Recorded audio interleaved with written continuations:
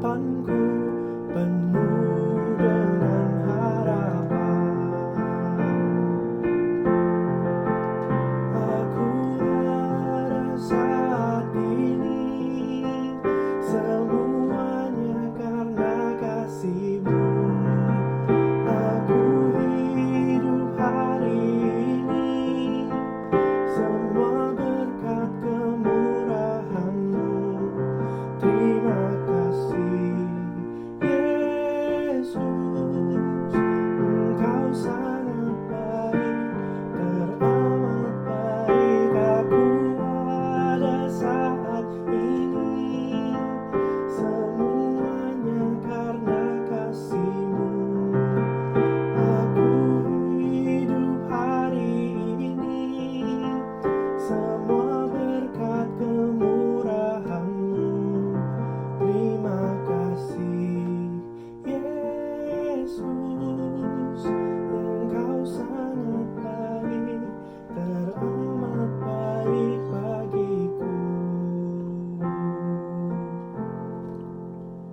Aku ada saat ini, semuanya karena kasih-Mu. Aku hidup hari ini, semua berkat kemurahan-Mu. Terima kasih Yesus, Engkau sangat baik, teramat baik. Aku ada saat ini, semuanya karena kasih-Mu. Aku hidup hari ini, semua berkat kemurahan-Mu. Terima kasih Yesus, Engkau sangat baik, teramat baik bagiku.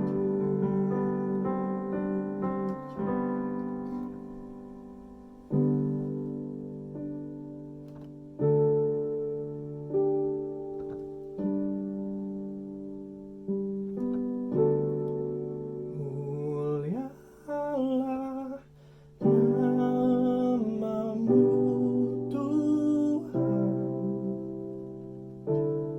dan ajaib jalan-Mu. Pimpin kami di setiap waktu.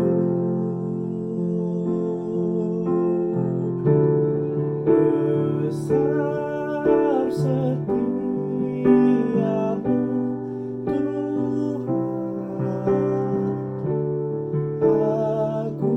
agunglah karya-Mu. Yesus, kami bersyukur padamu.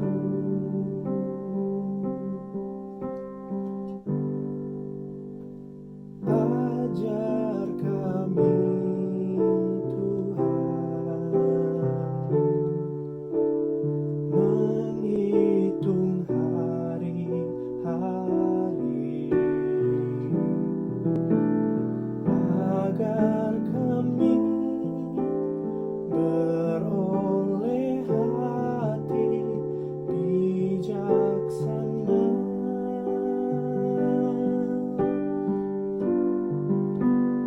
Ajar kami Bapa, hidup dalam jalan-Mu, agar semua rencana-Mu digenapi.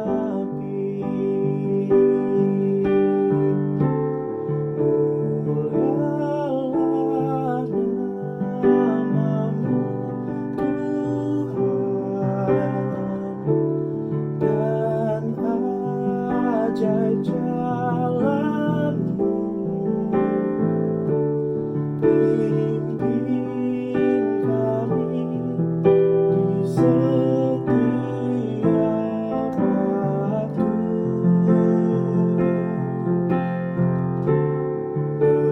besar setiamu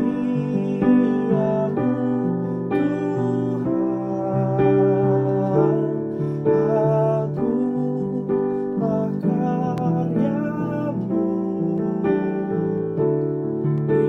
Yesus kami bersyukur padamu. Ajar kami Tuhan, ajar kami Tuhan, menghitung hari-hari, agar kami beroleh hati bijaksana.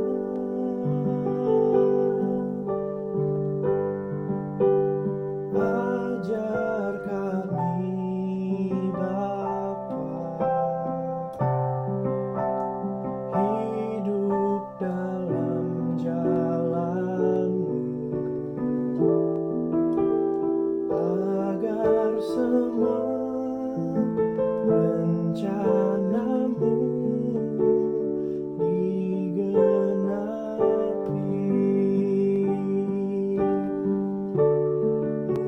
Mulialah nama-Mu Tuhan, dan ajaib jalan-Mu. Pimpin kami di setiap waktu.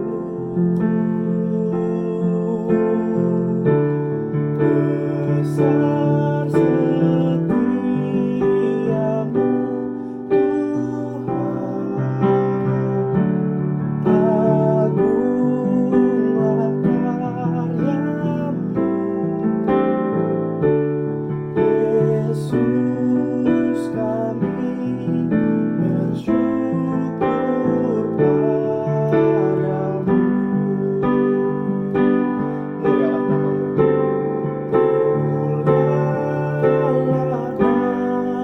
nama-Mu Tuhan, dan ajaib jalan-Mu. Pimpin kami di setiap waktu.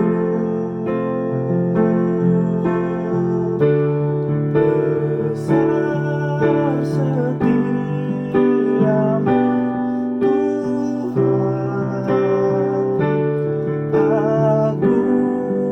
agunglah karyamu,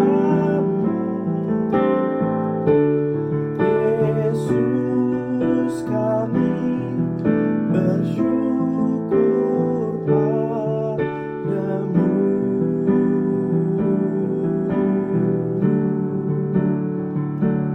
Yesus kami bersyukur padamu.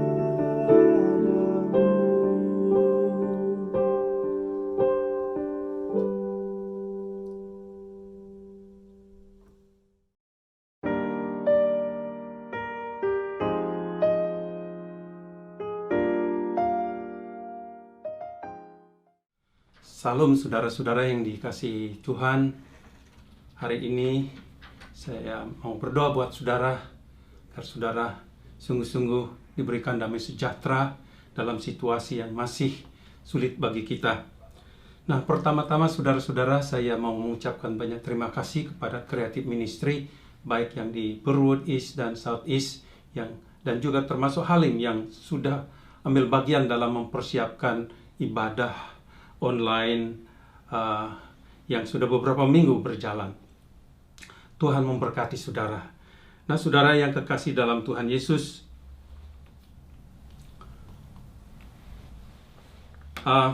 hari ini saya akan meneruskan tema kita, hak istimewa orang-orang pilihan Allah. Saudara yang kekasih, semakin saya memikirkan, merenungkan tentang tema ini, Saya merasa bersyukur sekali kepada Tuhan karena Dia memilih kita. Allah yang memilih kita itu Allah yang menciptakan alam semesta, bukan Allah yang sembarangan. Dan Dia memilih kita walaupun kita orang berdosa. Dan Dia selamatkan kita. Dia mau kita ambil bagian di dalam dunia ini untuk mengikuti rencananya.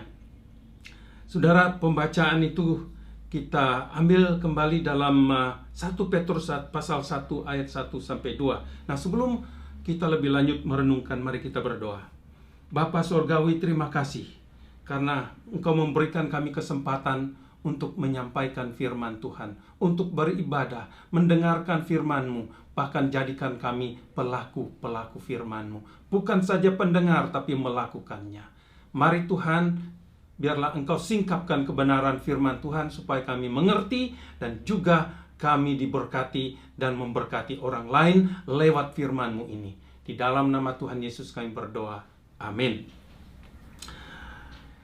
Saudaraku yang kekasih dalam Tuhan Yesus, kita melihat yang pertama saya sudah sampaikan 2 minggu yang lalu bahwa orang-orang pilihan Allah itu dipercayakan sebagai pembawa kabar baik ke seluruh dunia. Saudara, ini luar biasa keistimewaan, kehormatan yang diberikan kepada kita. Orang-orang Kristen mula-mula tersebar di mana-mana dengan tujuan, karena mereka merasa bangga. Tujuan mereka adalah membawa kabar baik kepada orang-orang yang belum mengenal Tuhan. Walaupun mereka disengsarakan, walaupun mereka dianiaya. Saudara-saudaraku yang kekasih. Yang kedua, kita melihat orang-orang pilihan Allah dipilih sesuai dengan rencana Allah. Ini juga luar biasa.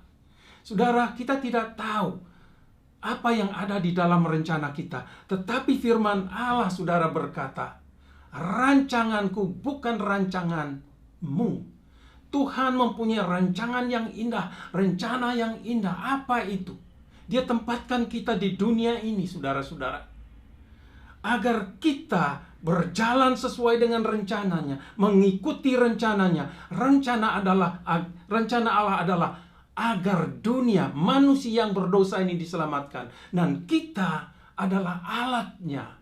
Mari saudara, sebagai alat, kita harus tahu selalu siap sedia, bersih di hadapan Tuhan. Sehingga kita menjadi alat yang luar biasa di hadapan Tuhan. Itu harapan kita, itu harapan Tuhan, itu kerinduan Tuhan. Dia mau kita berada dalam rencananya untuk membawa kabar baik ke seluruh dunia. Saudara, saya waktu ini mendengar teman berkata dia memimpin evangelism explosion, mengadakan seminar, mengundang pendeta-pendeta dari Sulawesi Selatan, dari Sulawesi Tengah Selatan ke sana. Dan ada banyak pendeta yang diundang ke Malang untuk menghadiri dan dipersiapkan untuk menjadi penginjil-penginjil, mempersiapkan orang-orang supaya memberitakan Injil. Setelah setahun kemudian dievaluasi, ditanyakan bagaimana, apakah mereka sudah mengajarkan kepada jemaat. Dan itu seminar itu diadakan di Malang. Saudara tahu apa yang mereka jawab? Sudah tidak ingat tentang seminar itu.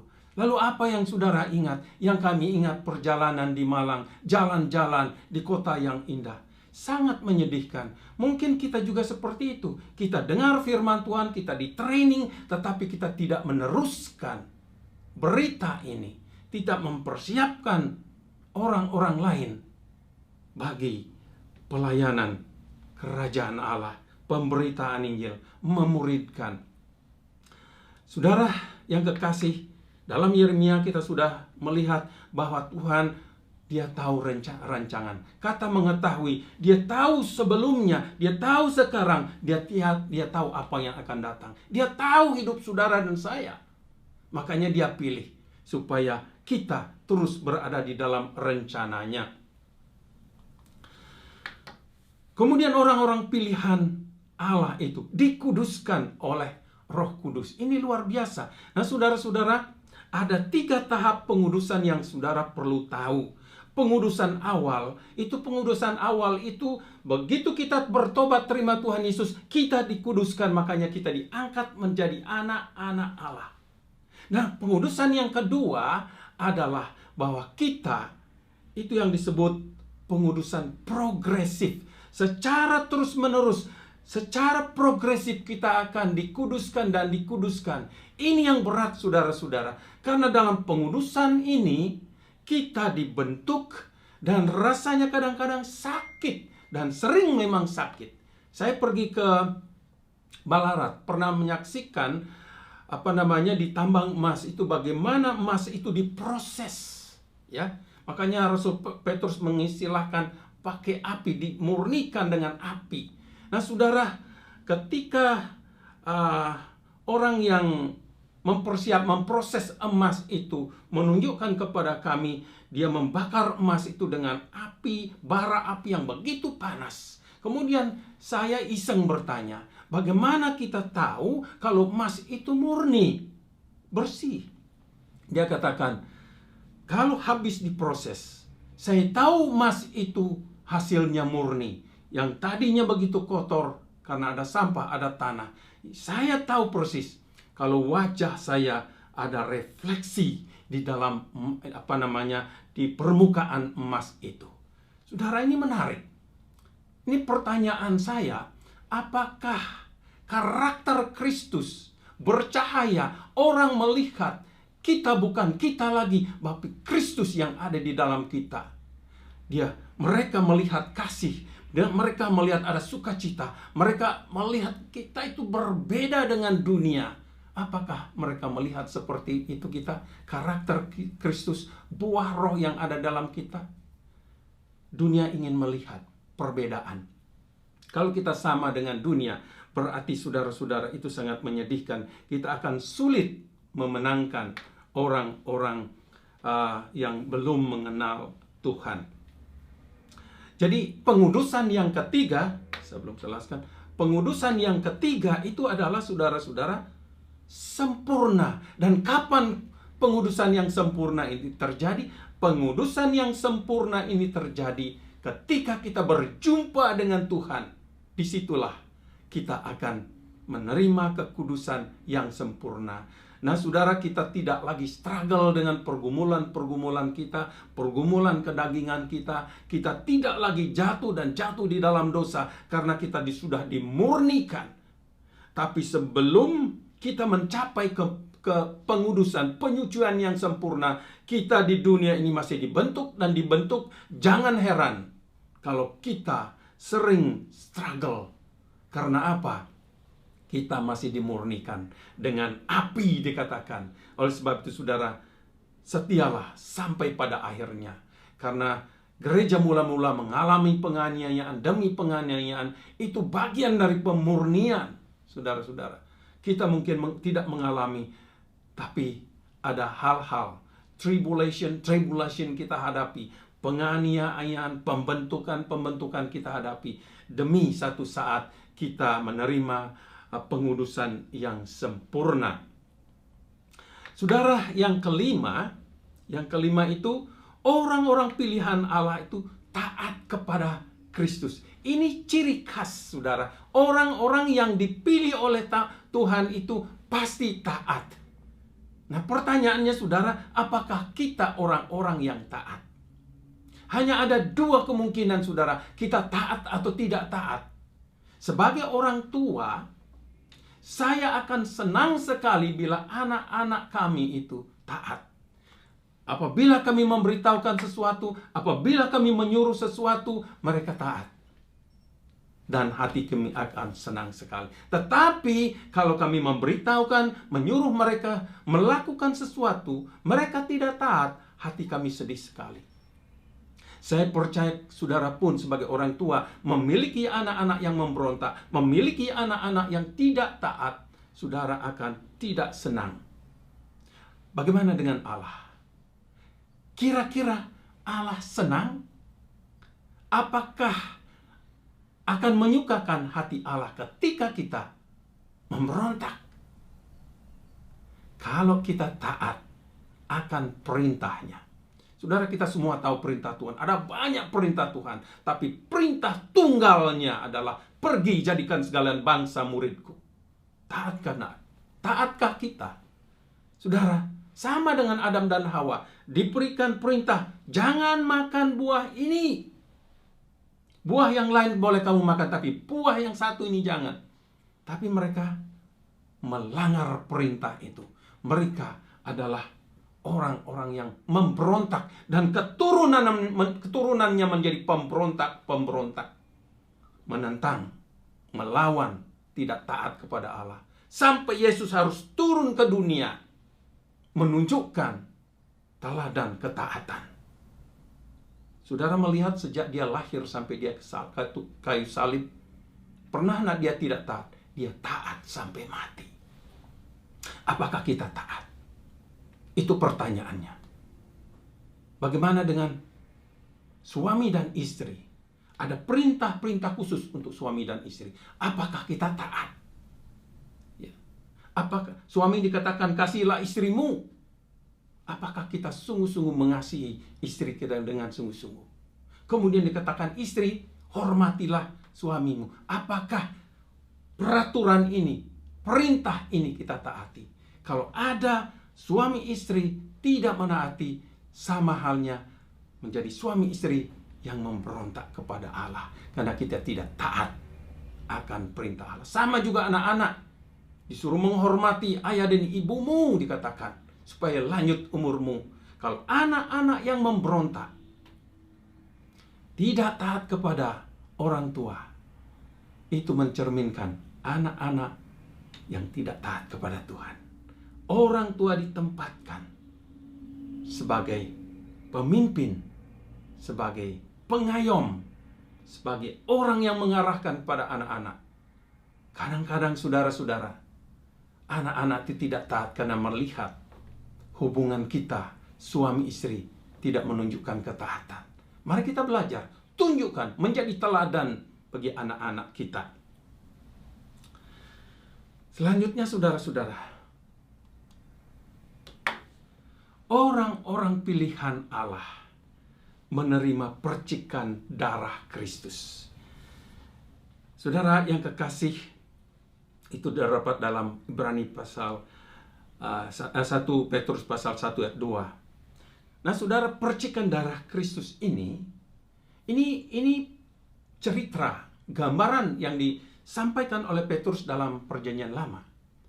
Orang Yahudi mengenal persis, karena ini berbicara tentang penebusan. Namun saudara, percikan darah binatang itu hanya simbol dan tidak bisa menyucikan dosa manusia. Tidak bisa mengampuni manusia. Itu hanya berupa simbol. Itulah sebabnya Yesus datang. Nah, saudara bisa membandingkan darah binatang dan darah Kristus. Di dalam Ibrani pasal 9 ayat 13 sampai 14, di sana dikatakan ada darah lembu jantan menyucikan kita secara lahiriah, menyucikan bangsa Israel, umat Tuhan secara lahiriah. Tapi tidak secara batiniah, tidak secara spiritual. Tapi darah Yesus Kristus menyucikan kita menyucikan hati nurani kita, saudara-saudara. Ini luar biasa. Oleh sebab itu, saudara-saudara, bersyukurlah. Tapi apa sebenarnya secara praktis ini? Ini berbicara tentang penebusan. Ketika Yesus mati, dia menebus kita. Dia menyucikan kita dengan darahnya. Saudara, ini penyucian ini terjadi terus-menerus yang dikerjakan oleh Roh Kudus. Nah, saudara, kalau darah Yesus itu secara aktif terus-menerus menyucikan kita, apa artinya? Saudara, kita tidak luput dari berbuat salah. Kita berbuat kesalahan. Ya. Nah, selama kita sadar dan minta maaf kepada Tuhan, Dia menyucikan kita. Tetapi kalau kita cuek tidak minta maaf sama Tuhan, nah, kita tidak perlu minta ampun. Kita sudah diampuni. Yang penting, tiap hari kita berkata, Sorry Tuhan, saya berpikir tidak baik. Sorry Tuhan, saya menyakiti orang lain. Cukup itu. Tuhan katakan sorry. Terima kasih. Dia mendengar kita ketika kita berkata sorry. Mengaku kesalahan kita. 1 Yohanes 1 dikatakan ayat 9. Jika kita mengaku kesalahan kita, jika kita mengakui dosa kita, maka Ia Allah yang setia dan adil, maka Ia akan mengampuni dan menyucikan kita dari segala kejahatan. Pasal yang sama dikatakan, kalau kita hidup di dalam terang, maka darah Kristus akan menyucikan kita dari segala kejahatan. Apa maksudnya saudara? Ini berbicara masalah relasi kita. Selama kita mempunyai relasi yang intim dengan Kristus, darahnya terus menerus menyucikan kita. Luar biasa. Ini luar biasa saudara-saudara. Selama kita ada hubungan dengan baik. Ingat, dikuduskan. Selama kita bersama dengan Kristus, mempunyai relasi yang baik dengan Kristus, Dia akan menguduskan dan menguduskan dan menguduskan kita. Sampai satu saat kita akan menerima pengudusan yang sejati. Nah, yang keenam saudara-saudara, yang terakhir. Orang-orang pilihan Allah menerima kelimpahan anugerah dan damai. Wah, ini luar biasa. Saudara, Allah begitu baik. Allah itu setia. Itu luar biasa. Segala sesuatu yang ada pada Dia itu berkelimpahan. Maka Dia mau curahkan itu supaya juga berkelimpahan. Dikatakan di sini, kasih karunia dan damai sejahtera semakin melimpah. Kalau semakin bertambah terus. Ya. Nah, saudara-saudara yang kekasih dalam Tuhan Yesus, kita perlu saudara-saudara belajar memahami, ya, bahwa Allah itu sungguh-sungguh mau memberikan kita yang terbaik.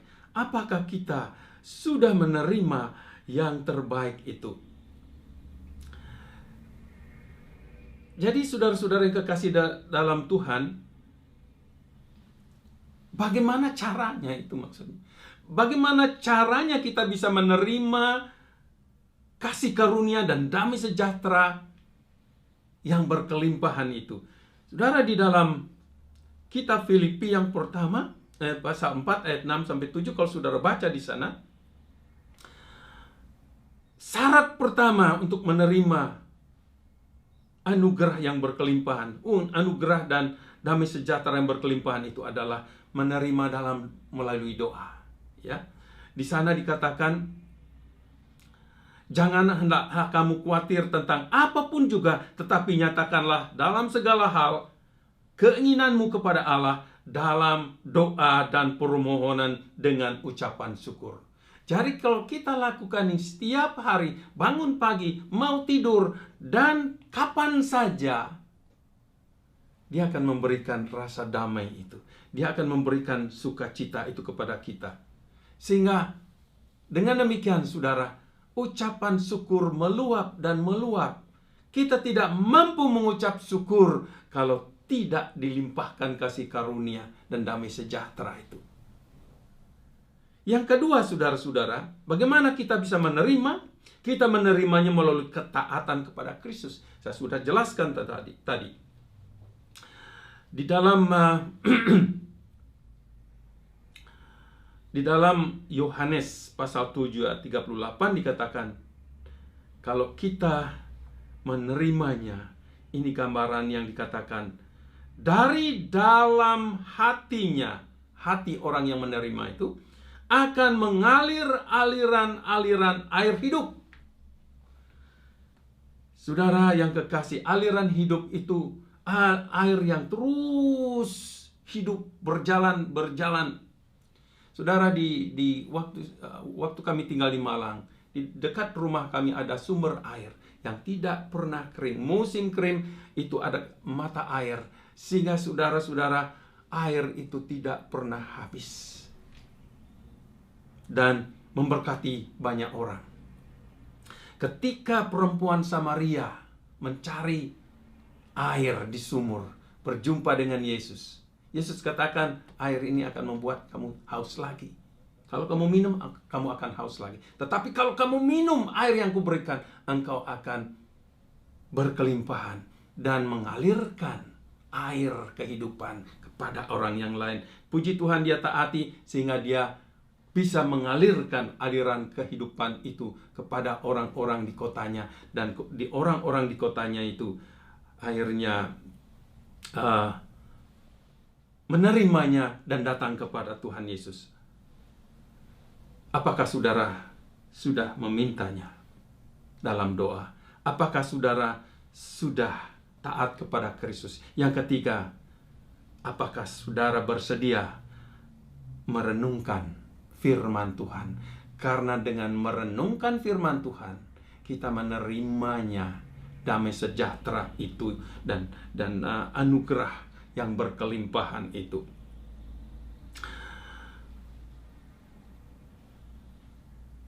Perkataan, saudara, perkataan dan tindakan kita ditentukan oleh apa yang ada di dalam hati kita. Itu pasti. Firman Tuhan dalam Amsal pasal 4 ayat 23. Jagalah hatimu dengan segala kewaspadaan, karena dari situlah terpancar kehidupan.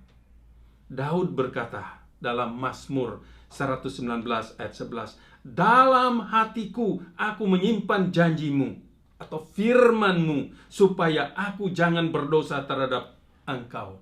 Saudara, mari kita membaca dan menyimpan firman Allah itu. Karena firman Allah itu akan memampukan kita bersukacita, memampukan kita memiliki damai sejahtera, memampukan kita berdamai dengan orang-orang lain. Sebagai kesimpulan, saudara-saudara, kita sudah belajar tentang hak istimewa orang-orang pilihan Allah. The privilege of the election. Saudara, the privilege untuk orang-orang pilihan Allah. The privilege of the elect. Sebagai orang, saudara, kita dipilih, diberikan kehormat menyebarkan kabar baik ke seluruh dunia. Luar biasa. Siapa yang mendapat kehormatan seperti itu? Kita juga dipilih menurut rencana Allah. Bukan rencana kita, bukan rencana orang lain. Kalau kita merencanakan kehidupan kita, sering salah. Tetapi kalau Allah merencanakan hidup kita, tidak pernah salah. Kemudian kita dikuduskan oleh Roh Kudus. Ingat, setiap hari setelah kita bertobat, dia tinggal dalam kehidupan kita. Dia memproses kita dan memproses sampai kita menerima pengudusan yang sempurna. Menerima percikan darah Kristus. Pengampunan diberikan.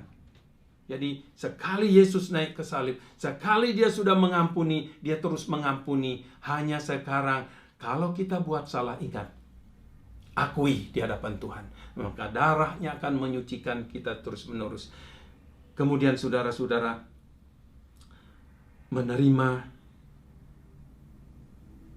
anugerah yang berkelimpahan. Pertanyaan sekarang, apa pesan-pesan Tuhan kepada saudara dan hari ini? Dan bagaimana sikap saudara? Apa yang saudara lakukan tentang nasihat pesan-pesan Tuhan hari ini? Apakah saudara akan menjalankan pesan-pesan itu atau menyimpannya? Saudara, jangan sampai kita kecewa. Ini hari-hari yang jahat dikatakan. Mari kita lebih serius menjadi anak-anak Tuhan. Ya, mari kita lebih serius lagi. Kalau tahun lalu kita serius, sekarang lebih serius lagi. Karena kejahatan-kejahatan di dunia kita sudah lihat. Dan menyedihkan. Saya berdoa, biarlah kita menjadi jemaat yang sungguh fokus kepada Tuhan, yang mau dipersiapkan dan mau jadi berkat, menerima hak keistimewa itu dari Tuhan. Mari kita berdoa. Tuhan, terima kasih karena Engkau sudah mendengar doa kami yang kami panjatkan setiap saat. Terima kasih untuk firman-Mu yang telah mengajar kami tentang hak istimewa kami sebagai orang-orang pilihan Allah. Biarlah kami bersyukur senantiasa karena kami merasa berharga di hadapan Tuhan. Sidang jemaat, terimalah berkat Tuhan, kiranya kasih daripada Allah, anugerah Tuhan Yesus Kristus Putra di dalam persekutuan Roh-Nya yang kudus beserta dengan saudara dari sekarang sampai selama-lamanya. Amin.